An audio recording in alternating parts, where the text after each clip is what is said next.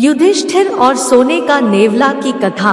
यह घटना महाभारत काल की है, जब महाभारत में कुरुक्षेत्र युद्ध के पूरा होने पर युधिष्ठिर को हस्तिनापुर के राजा का ताज पहनाया गया। वह अपनी प्रजा की भलाई के लिए एक यज्ञ करना चाहते थे। यज्ञ का आयोजन भव्य तरीके से किया गया और सभी प्रजा को महंगे और कीमती उपहार दिए गए। राज्य में हर किसी को लगा कि यह अब तक देखे गए सबसे भव्य यज्ञों में से एक था। जब लोग यज्ञ और अपने राजा युधिष्ठिर की प्रशंसा कर रहे थे तो उन्होंने एक छोटा सा नेवला देखा जिसका शरीर अजीब था। इसका एक तरफ का हिस्सा किसी अन्य नेवले की तरह सामान्य लग रहा था, लेकिन इसका दूसरा हिस्सा शुद्ध सोने की तरह चमक रहा था। उन्होंने उसे फर्श पर लुढ़कते हुए देखा और बार बार उसके शरीर को देख रहे थे, मानो उन्हें कुछ बदलाव की उम्मीद थी, लेकिन कुछ नहीं हुआ।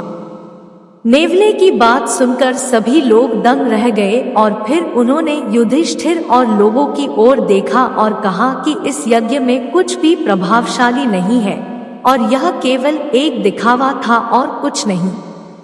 नेवले की बातें सुनकर युधिष्ठिर को दुख हुआ और उन्होंने सोचा कि ऐसा क्यों होना चाहिए, जबकि उन्होंने इतनी मेहनत से यज्ञ के नियमों का पालन किया और गरीबों और जरूरतमंदों को दान दिया। तब नेवले ने सभी को संबोधित किया और कहा कि यह एक कहानी सुनाएगा और वे स्वयं निर्णय ले सकते हैं। मैं वह कहानी आपको सुनाता हूँ, आप ध्यानपूर्वक सुनिएगा। बहुत समय पहले की बात है। एक छोटे से गांव में एक गरीब आदमी अपनी पत्नी, बेटे और बहू के साथ रहता था। यद्यपि वे बेहद गरीब थे और हाथ पैर मारकर जीवन यापन करते थे, फिर भी वे स्वभाव से पवित्र थे और जीवन के सभी उतार चढ़ावों को धैर्य और समता के साथ सहन करते थे। एक बार गांव में भयंकर अकाल पड़ा। पहले से ही गरीब होने के कारण परिवार को बहुत कष्ट सहना पड़ा। वह आदमी बाहर गया और बड़ी मुश्किल से थोड़ा सा चावल इकट्ठा कर पाया। उनकी पत्नी और बहू ने खाना बनाया और उसे 4 भागों में बांट दिया। जैसे ही वे खाना खाने बैठे तो उन्हें अपने दरवाजे पर दस्तक सुनाई दी। इसे खोलकर उन्होंने एक थके हुए यात्री को थकान और भूख से अधमरा पाया।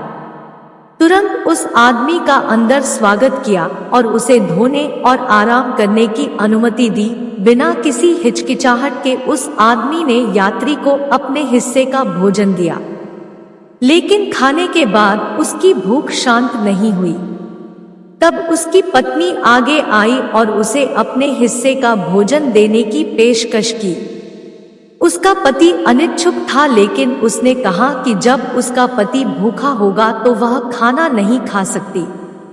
जब यात्री फिर भी भूखा रहा तो उसके बेटे ने कहा कि अपने माता पिता की इच्छा पूरी करना बेटे का कर्तव्य है, और उसने खुशी खुशी अपना हिस्सा दे दिया। अंत में बहू ने भी अपने हिस्से का भोजन यह कहते हुए दे दिया कि वह भी इस महान यज्ञ में भाग लेना चाहती है, जिसमें उसके परिवार के सभी सदस्य भाग ले रहे हैं। जब नेवला कहानी सुना रहा था तो राजा के सभा भवन में एक बड़ा सन्नाटा छा गया। युधिष्ठिर, नेवले ने कहानी जारी रखी और कहा कि अचानक एक तेज रोशनी हुई और यात्री के भेष में आए देवता गरीब परिवार के सामने प्रकट हुए और उन सभी को मुक्ति प्रदान करते हुए आशीर्वाद दिया और कहा कि उन्होंने सबसे बड़ा यज्ञ किया है। भोजन की तलाश में घर के पास से गुजर रहा नेवला गलती से भोजन के कुछ टुकड़े पर गिर गया, जो यात्री को देने के बाद फर्श पर रह गया था। यह देखकर आश्चर्य हुआ कि शरीर का वह भाग सोने का हो गया। चूंकि अब कोई भोजन नहीं बचा था तो नेवले ने कहा कि वह सभी यज्ञों में इस आशा में घूम रहा है कि एक और ऐसा महान यज्ञ होगा जहां शरीर का दूसरा भाग भी सोने में बदल दिया जा सकता है। इसने राजा युधिष्ठिर के यज्ञ में भी यही प्रयास किया, लेकिन परिणामों से निराश हो गया। इस प्रकार यह निष्कर्ष निकला कि युधिष्ठिर का यज्ञ उस गरीब व्यक्ति और उसके परिवार के यज्ञ जितना महान नहीं हो सकता था। इतना कहकर नेवला वहां से गायब हो गया। नेवला वास्तव में भगवान धर्म थे, जिन्हें पिछले जन्म में शाप दिया गया था और वे अपने मूल रूप को तभी पुनः प्राप्त कर सकते थे जब उन्होंने किसी ऐसे व्यक्ति को अपमानित किया जो धर्म का अवतार था। युधिष्ठिर को एहसास हुआ कि बलिदान में दी गई सारी धन संपत्ति हृदय की पवित्रता और निस्वार्थता की भरपाई नहीं कर सकती। यद्यपि वे स्वयं धर्म के अवतार थे, फिर भी उन्होंने महसूस किया कि व्यक्ति को अहंकार, शक्ति आदि के जुनून के प्रति हमेशा सतर्क रहना चाहिए, जो सबसे अच्छे लोगों के पतन का कारण बन सकता है। निष्कर्ष, नेवले की कहानी भारतीय पौराणिक कथाओं और लोक कथाओं में एक सुंदर कहानी है, जो इस बात पर जोर देती है कि जीवन में भावना की गुणवत्ता महत्वपूर्ण है, न कि मात्रा।